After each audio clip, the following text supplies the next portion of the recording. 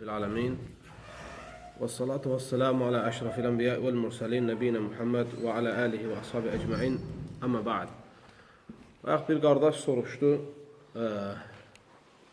ər-arvad haqları İslamda deyil, qısa olaraq necə olmalıdır? Məlumdur ki, qardaşlar, aləm, yer üzü ər-arvaddan ibarətdir. Allah Azze və Cəllə bütün insanların hamısını qadın və kişidən yaratdı və ailələrdən törəndi bu insanlar. Ona görə İslam dini ailə tərbiyəsinə böyük önəm verir. Peyğəmbər sallallahu aleyhi və səlləm buyurur, Kullukum məs'ulun və kullun məs'ulun an raiyyətihi. Hamınız məsuliyyət daşıyırsınız və hər kəs də öz əlinin altından qiyamət günü hesaba çəkiləcək. Allah Azze və Cəllə Quran-ı Kərimdə buyurur, Ya eyyuhəl-ləzīnə əmənu qu anfusakum və əhlikum nara və quduhən-nəs vəl-hicara. Ey iman gətirənlər, yanacağı daşlar və insanlar olan cəhənnəm azabından özünüzü və ailənizi qoruyun. Ona görə ailə tərbiyəsi, ailə haqq hüququnu müsəlman yerinə yetirməyə həris olmalıdır, həvəsli olmalıdır. Hər iki tərəf də bir-birinin üzərində düşən haqları yerinə yetirməyə çalışmalıdır. Bunlardan birincisi, məsələ, kişinin qadının üzərindəki olan haqları. Birincisi, qadın kişidən izinsiz evdən çıxmamalıdır. Kişidən izinsiz qadın çölə çıxmamalıdır. İkincisi, kişi izin verməyən şəxsiyyəti qadın evə buraxmamalıdır. Buna daxildir telefon zəngləri, buna daxildir başqa sosial şəbəkələrin əlaqələr. Kişinin izin vermədiyi şəxsdən ümumiyyətlə qadın əlaqə saxlamamalıdır. Bu istər qadının məhrəmləri olsun, istərsən qadınlar olsun. Kişi kimlə istəyirsə, kimə izin verirsə, zövcəsi ancaq onlarla irtibat qurmalıdır. Və salam. Həmçinin haqlardan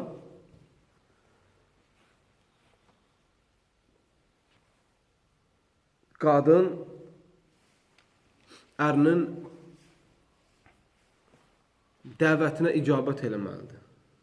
Hüquq məsələsində, ataq məsələsində və s.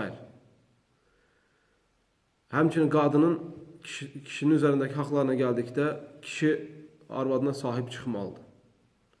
Kişi arvadı ilə maraqlanmalıdır və arvadına elm öyrətməlidir və onu faydalı olan yollara yönəltməlidir və üstündə ciddi şəkildə durmalıdır. Və həmçinin fəsad olan, istər şəxs olsun, istərsən vasitə, telefondur, internetdir və s. nə varsa, hamısından uzaq saxlamalıdır ailəsini. Həmçinin fəsadkar insanlardan bəzi qadınlar var, onlar əslində fitnə mənbəyidir, fitnə torbasıdır. Baxırsan, ailələrin dağılmasına səbəb olur. Bəzi qadınlar var, görürsən, qadınların içində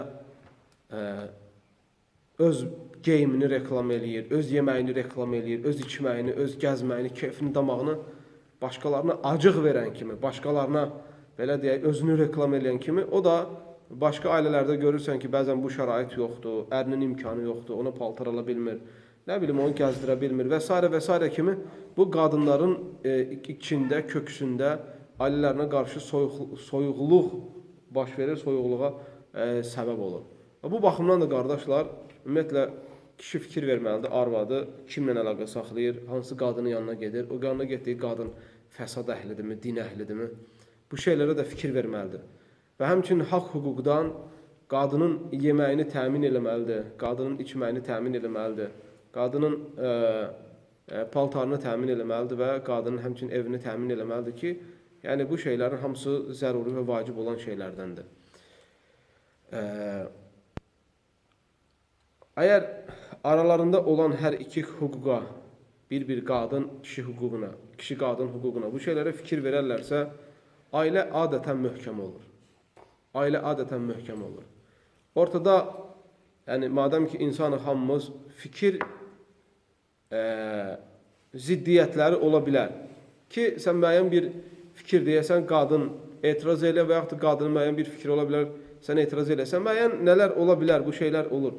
Lakin hər zaman məsələnin həllinə can atmaq lazımdır. Məsələni şişirtməyə deyil. Nəsə olanda ortaya birinci baxırsan o məsələyə. Əgər məsələ dəyərsiz məsələdirsə, ona özündən artıq həcm vermə. Və həmişə məsələlərin həllini kitab və sünnədə axtarmaq lazımdır və bunu həll etmək lazımdır.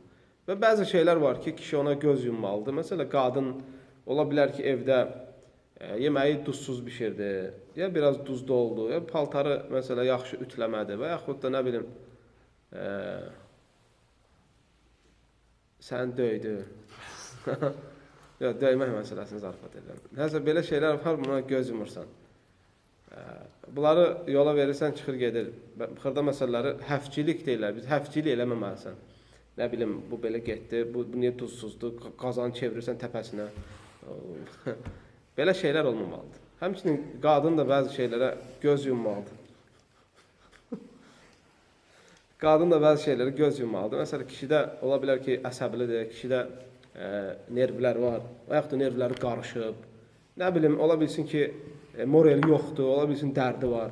Yəni, belə şeylərdə də qadın üstə getməməlidir. Bəzi qadınlar var, heç vecinə deyil, yəni kişi dərdlidir, dərdsizdir, əsəblidir, üstə gedir, məsələləri vorzakon kimi çürütməyə başlayır.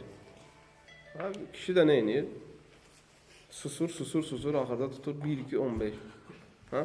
Ondan məsələ böyür. Belə olmamalıdır, qardaşlar. Kişi də qadının xarakterini öyrənməyə çalışmalıdır, qadın da kişinin xarakterini. Bunlar bu şeyləri yöntəmə gətirib şirin şəkər yaşamağa çalışmalıdırlar. Budur qısa tövsiyə. Və sallallahu aleyhi və səlləm və barik ala nəbiyyə Muhammed və alə alihi və sahbi ecmain.